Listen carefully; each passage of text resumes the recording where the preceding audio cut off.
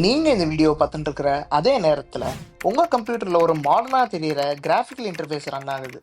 இந்த இன்டர்ஃபேஸை ரன் பண்றது கிட்டத்தட்ட 50 வருஷம் பழமையான ஒன்றுன்னு சொன்னா நம்புவீங்களா? அதுதான் நம்மளோட சி ப்ரோக்ராமிங் லாங்குவேஜ். 1972ல் டேனிஷ் ரிச்சே அப்படிங்கிற கம்ப்யூட்டர் சயின்டிஸ்ட் அவரோட யூனிக்ஸ் ஆப்ரேட்டிங் சிஸ்டத்தை ரன் பண்றதுக்கு சி அப்படிங்கிற ஒன்றத்தை கிரியேட் பண்ணாரு. அந்த காலத்துல எல்லாமே ரொம்ப மெக்கானிக்கலா இருந்ததுனால டேனிஷ்க்கு மெஷின்ஸ் கிட்ட பேசுற ஒரு லாங்குவேஜ் தேவைப்பட்டது. இன்னைக்கும் நம்மளோட பல டெக்னாலஜிஸில் சி ஒரு முக்கியமான பார்ட்டாக இருக்குது. இன்றைக்கும் விண்டோஸ், மேக் அப்புறம் லினக்ஸ் ஆப்ரேட்டிங் சிஸ்டம்ஸை ரன் பண்ண இந்த சி யூஸ் ஆகுது.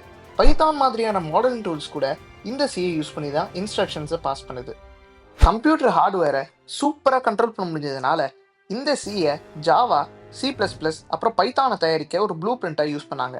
இன்றைக்கும் நம்ம யூஸ் பண்ணுற பல சாஃப்ட்வேர் முன்னாடி இந்த சியில் தான் ரன் ஆச்சு. சி ஏன் இவ்வளோ பவர்ஃபுல்லாக இருக்குது அப்படின்னு தெரிஞ்சுக்க ஒரு கம்ப்யூட்டர் ப்ராசஸர் கிட்ட எப்படி பேசுறது அப்படின்னு பார்க்கணும். ப்ராசஸர்ஸ் வெறும் 1 and 0ஓட காம்பினேஷன்ஸ், அதாவது மெஷின் கூட மட்டும்தான் புரிஞ்சுக்கும். அப்படின்னா நம்ம மனுஷங்க படிக்கிறது அதுக்கு புரியணும்னா நம்ம சொல்கிறத நம்ம 1s and 0ஸ்க்கு மாற்றணும்.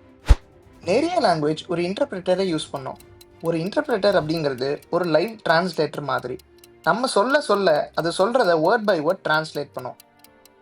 இது கேட்க நல்லா தான் இருக்கும், ஆனால் டிரான்ஸ்லேட் பண்ணும்போது ஒரு வேர்டுக்கும் கொஞ்சம் டைம் எடுத்துக்கும்.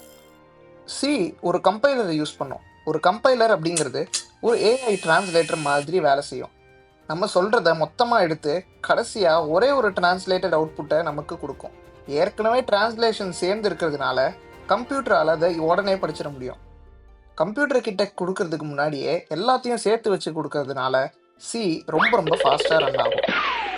இந்த ஸ்பீடில் ரன் ஆக சி நம்மக்கிட்ட நம்மளோட கம்ப்யூட்டரோட மெமரிக்கு நமக்கு டைரக்ட் ஆக்சஸை கொடுக்கும். கம்ப்யூட்டரோட மெமரி ஆர் ரேமை ஒரு பெரிய ஹோட்டல் மாதிரி இமேஜின் பண்ணுங்க. இந்த ஹோட்டலில் பல 100 கோடி ரூம் இருக்குது. சியில் டேட்டா ஸ்டோர் பண்ணும்போது நீங்கள் வசீகரனை ஒரு ரூமில் போட்டு அடைச்சி வைக்கிறீங்கன்னு நினச்சிக்கோங்க. வசீகரன் எங்கே இருக்கான் அப்படின்னு ப்ரோக்ராம் நம்மக்கிட்ட கேட்டால் அதுக்கிட்ட எங்கே இருக்கான்னு சொல்லணும்.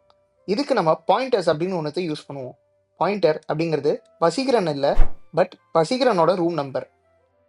இப்போ ஏதாவது ஒரு ஃபங்க்ஷன் வசீகரன் எங்கே அப்படின்னு கேட்டால் நீங்கள் வசீகரன் ரூம்க்கு ஒருத்தராக கூட்டின்னு போகிறதுக்கு வசீகரன் ரூம் நம்பர் எழுதி அவங்கக்கிட்ட கொடுத்துட்டா அவங்களே போய் அவனை கண்டுபிடிச்சிப்பாங்க. இதனால தான் சி இவ்வளோ ஃபாஸ்ட்டாக இருக்குது. ஒரு தடவையும் ப்ரோக்ராம் கிட்ட ரூம் நம்பர், அதாவது ஹார்ட்வேர் லொக்கேஷனை கொடுத்துட்டு ஃபாஸ்ட்டாக வேலையை முடிக்கும்.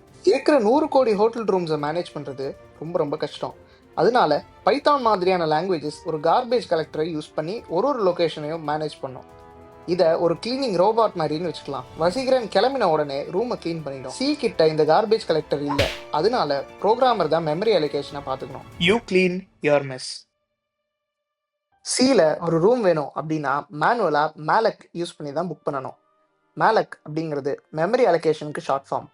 அந்த ரூம்லேருந்து கிளம்புன அப்புறம் மேனுவலாக அந்த ரூமை நீங்களே ஃப்ரீ கமாண்ட் யூஸ் பண்ணி தான் க்ளீன் பண்ணணும். சி லாங்குவேஜ் அப்படிங்கிறது காலை பார்த்து எய்ம் பண்ணியிருக்கிற கன்னு மாதிரி. தெரியாமல் ட்ரிகர் எழுதிட்டோம்னா நம்ம காலு காலி. சியில் சக்சீட் ஆக வெறும் லாஜிக் மட்டும் எழுதினா போதாது. ஹார்ட்வேர் ஃபெயிலியர்ஸை முடிஞ்ச அளவுக்கு தவிர்க்கணும்.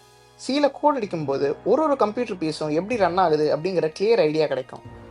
சியில் ப்ரோக்ராம் பண்ணிங்கன்னா ஒரு கம்ப்யூட்டர் நல்லா யூஸ் பண்ண தெரிஞ்சவனா மட்டும் இல்லாமல் ஒரு கம்ப்யூட்டரை நல்லா புரிஞ்சவனா நீங்கள் இருப்பீங்க.